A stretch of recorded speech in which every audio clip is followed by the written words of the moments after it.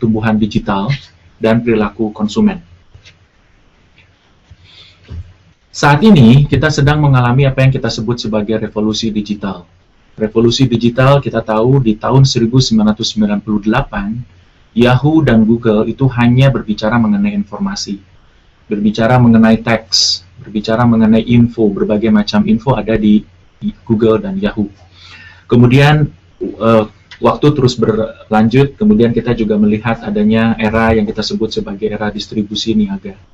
Tentu di ingatan kita tidak pernah lupa bagaimana ada Lipo Shop dulu, kemudian berbagai macam online trading di sebelum era tahun 2003. Demikian juga di luar negeri kita tahu ada Expedia, ada Amazon, ada eBay, kemudian ada Skype, dan lain-lain. Ini semua adalah era di mana kita sebut sebagai era distribusi atau era niaga, atau kita sebut sebagai e-commerce. Dan apalagi tahun sekarang, di era sekarang, bukan hanya distribusi niaga dan bukan hanya informasi, tapi juga kita sebut di era digital itu adalah dengan kita sebut sebagai era komunikasi. Kita sering menemui Facebook, kemudian ada Twitter, ada Pad, ada macam-macam. Dan saat ini kita tahu medium-medium tersebut itu dijadikan sebagai medium sosialisasi. Apalagi orang-orang Indonesia senang sekali berkumpul, senang sekali ngumpul, senang sekali berbicara, berhubungan satu sama yang lain. Ada alumni apalah, ada alumni SMA lah, ada alumni daerah lah, dan lain-lain. Mereka menyatukan satu dengan yang lain dengan menggunakan sosial media. Salah satunya adalah dengan menggunakan Facebook semuanya. Dan kita tahu juga Google sekarang sudah menggunakan era komunikasi. Kita tahu kita sekarang menggunakan Google Hangout sebagai upaya kita untuk saling berkomunikasi satu sama lainnya. Dan di sini angkanya sangat spektakuler. Kita melihat angka di tahun 2014 ada sekitar 3 miliar pengguna internet, dan ini adalah sebuah revolusi digital yang luar biasa. Nah, di chart berikutnya kita bisa menemukan bagaimana pertumbuhan yang semakin cepat. Di tahun 2010 ada 1,9 miliar pengguna internet di seluruh dunia, dan diprediksi tahun 2020 itu ada sekitar 5 miliar. Kemudian kita juga mencatat bahwa pelanggan seluler dari 5 miliar menjadi 10 miliar, naik sampai 100%, luar biasa. Demikian juga dengan informasi digital di dunia, kayak misalnya kita sering menemukan terminologi tahun 2010, informasi digital di dunia itu sekitar ada 800 petabyte dan akan melejit menjadi 53 zettabyte. Ini sebuah angka yang spektakuler. Bagaimana dengan di Indonesia? Di Indonesia kita mencatat berbagai macam temuan yang sangat mengejutkan. Apalagi kita melihat ada 74 juta di Indonesia saat ini sudah online. Langganan data makin kesini makin murah dengan paket yang makin sangat ekonomis. Bisa berlangganan harian, bisa berlangganan bulanan. Bulanan hanya sekitar Rp50.000 saja. Kemudian ada 282 juta langganan seluler aktif. Itu artinya sudah melebihi jumlah populasi Indonesia. Karena kita sering temui, silakan Anda periksa di kanan kiri Anda, sekarang handphone yang Anda miliki sudah lebih dari 1. Jadi sudah memiliki 2 dan lain-lain. Ini adalah sebuah temuan yang sangat spektakuler dan menjadi sebuah market yang potensial bagi kita sebagai advertising agencies untuk memanfaatkan momentum ini. Kemudian kita juga mencatat ada 50 juta ponsel cerdas atau smartphone. Smartphone penetrasinya sebesar 21%, terus growing.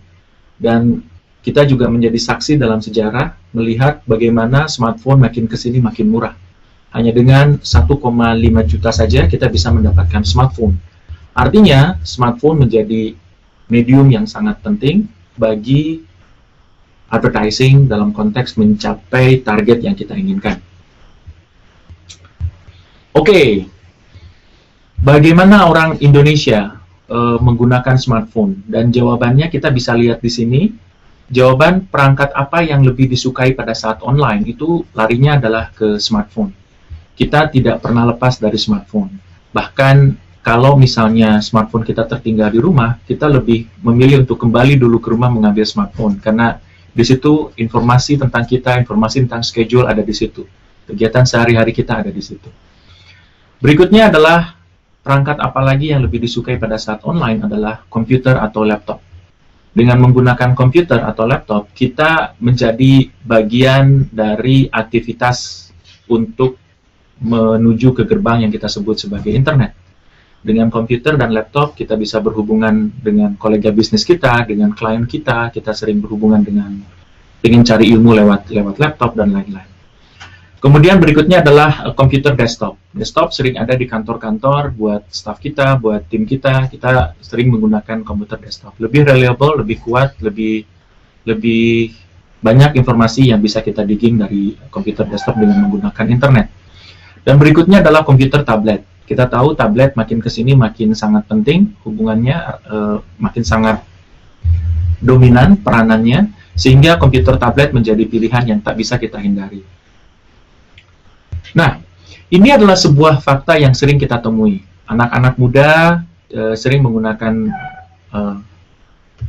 handphone. Pada tahun 2005 mereka menikmati sebuah konser dengan berjingkrak-jingkrak gitu, tangannya ke atas. Tapi tahun-tahun ini, belakangan ini, 2013, yang naik ke atas itu bukan tangannya, tapi dengan gadgetnya.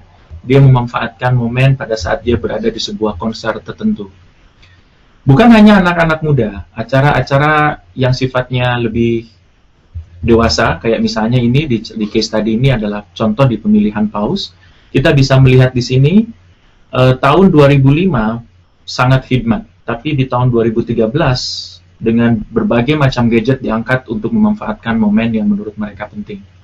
Inilah bagaimana penggunaan smartphone yang berkembang dengan sangat pesat dan luar biasa.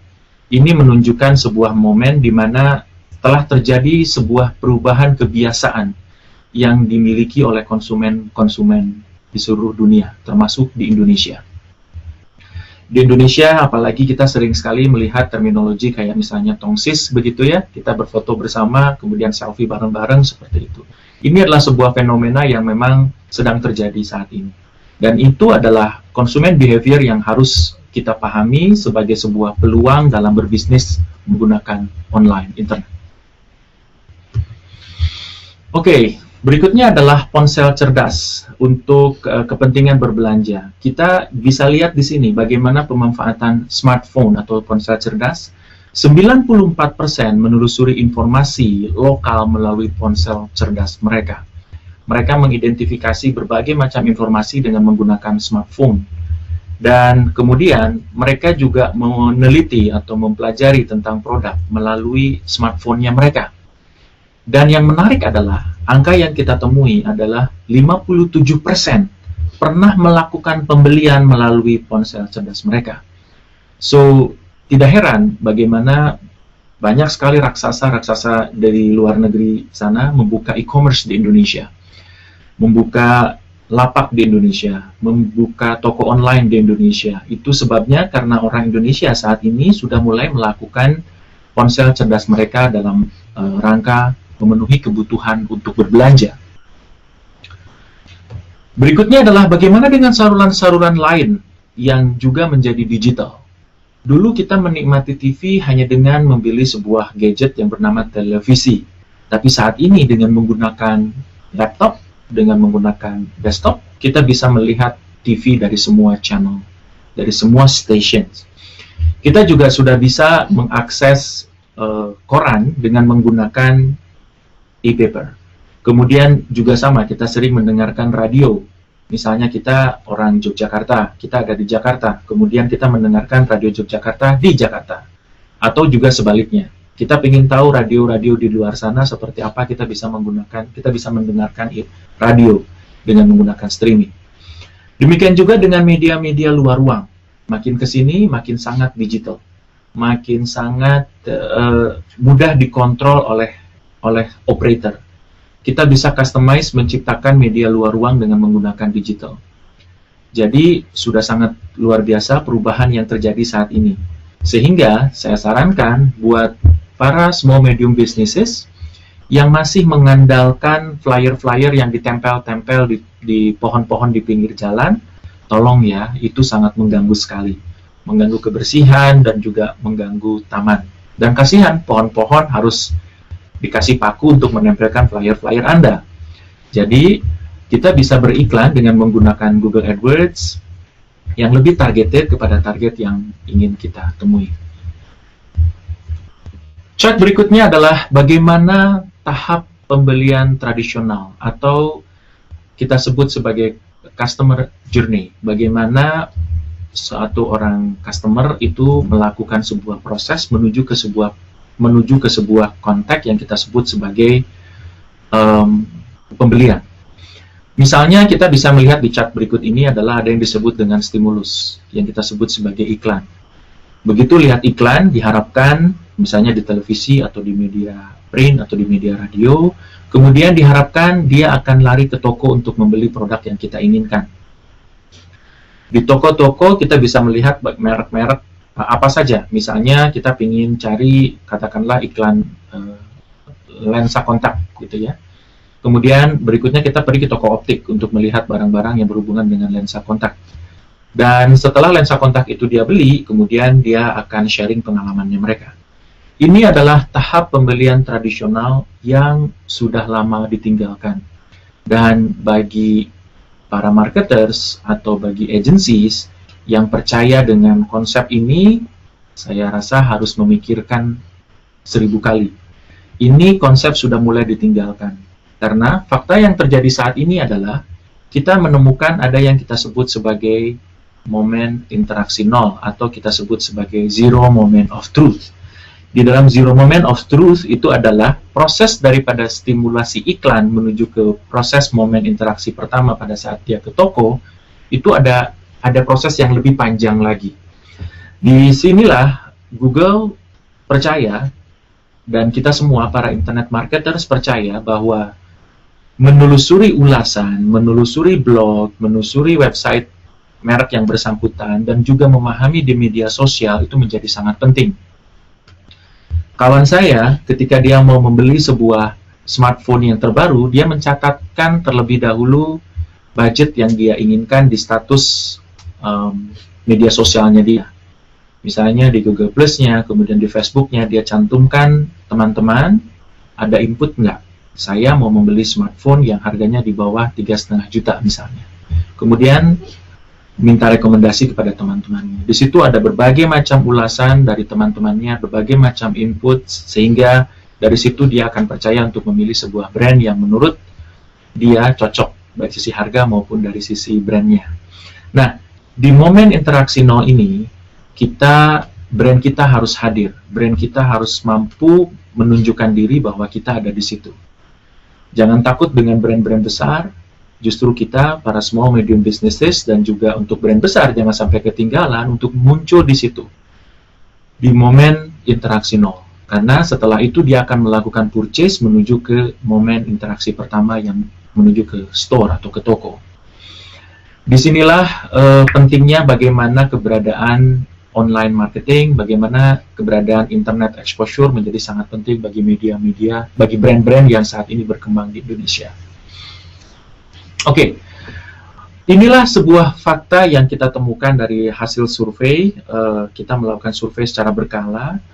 Di sini kita bisa menemukan bagaimana aktivitas belanja dimulai di internet. Mereka mengecek terlebih dahulu barang-barang yang akan dia beli. Bukan hanya menuju pada saat tempat berbelanja, tapi di dalam tempat berbelanja sekalipun mereka menggunakan medium, yaitu Google, mesin pencari. Di situ bisa menemukan berbagai macam informasi yang dia inginkan. Mulai dari komen orang tentang brand tersebut, atau tentang review tentang brand-brand yang ada di situ, atau kemudian apapun itu. Intinya dia mencari informasi sebanyak-banyaknya untuk melakukan pembelian akhir pada saat dia membeli sebuah brand atau sebuah barang. Dan dilanjutkan oleh aktivitas belanja online berlanjut ke toko. Fakta secara numerik ada di bawah presentations ini, ada 94% konsumen meneliti produk secara online sebelum dia membeli. Ada 97% menggunakan media online ketika meneliti produk atau layanan lokal. Dan 75% menelusuri sebelum atau selama aktivitas berbelanja. Sebuah angka yang spektakuler, bukan? Saya yakin Anda akan bisa paham angka ini adalah sebuah angka peluang yang bisa kita manfaatkan untuk meyakinkan klien-klien kita, baik para pemilik brand maupun para pemilik bisnis, dengan menggunakan online marketing. Oke, gambar berikutnya adalah sebuah realitas. This is about reality bites yang sering kita temuin di keluarga-keluarga muda saat ini. Semua layar terbuka, mulai dari TV screen kita, kemudian laptop kita, kemudian smartphone kita, dan juga tablet kita. Semua terbuka lebar ada di situ. Dan masing-masing layar itu bicaranya satu sama yang lain berbeda. Makin ke sini orang-orang kita adalah orang-orang yang multitasking, orang-orang yang multifokus, dia bisa mengerjakan apapun, tapi dia bisa fokus di satu sisi ketika ada sesuatu yang menarik.